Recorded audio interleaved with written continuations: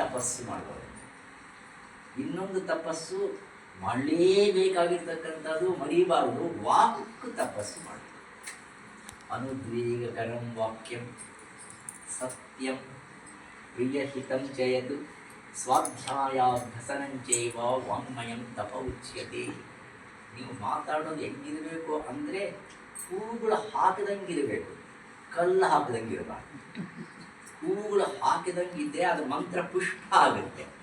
ಇಲ್ಲಾಂದರೆ ಏನಾಗುತ್ತೆ ಅಂದರೆ ಮನಸ್ಸಿಗೆ ನೋವು ಉಂಟು ಮಾಡ್ತಕ್ಕಂಥದ್ದನ್ನು. ಸತ್ಯವಾಗಿ ಮಾತಾಡಿ, ನೀವೇನನ್ನ ಕಷ್ಟಪಡಿ ಪರವಾಗಿಲ್ಲ, ಸತ್ಯವನ್ನು ಹೇಳಿ. ಆಡಂಬರವಾಗಿ ಮಾತಾಡೋದು ಬೇಡ, ನೈಜವಾಗಿ ಸಹಜವಾಗಿ ಸತ್ಯವನ್ನು ನುಡಿಯತಕ್ಕಂಥ ನಿಜ ಅಲ್ವಾ, ಅದು ನಿಜವಾಗಿರ್ತಕ್ಕಂಥ ತಪಸ್ಸು. ಆದ ಕಾರಣ ಅನುದ್ವೇಗಕರಂ ವಾಕ್ಯಂ ಸತ್ಯಂ ಪ್ರಿಯಹಿತಂಚಯತು ಸ್ವಾಧ್ಯಾಯಾಭ್ಯಸನಂಚೈವ ವಾಂಗ್ಮಯಂ ತಪ ಉಚ್ಯತೆ. ಇವತ್ತಿನ ಭಜನೆ ಮಾಡಿದಿರಿ, ಎಷ್ಟು ಸುಂದರವಾಗಿ ಭಜನೆ ಮಾಡಿದಿರಿ. ಅಷ್ಟೇ ಅಲ್ಲ, ವಿಷ್ಣು ಸಹಸ್ರನಾಮ ಓದಿದಿರಿ.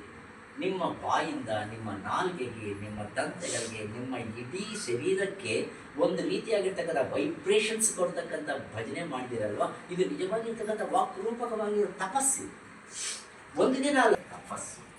ಯಜ್ಞ, ದಾನ, ತಪ, ಕರ್ಮ, ಸತ್ಕರ್ಮ ಅನುಷ್ಠಾನವನ್ನು ಮಾಡಿ ನೀವು ಪಾವನಾನಿ ಮನೀಷಿಣ.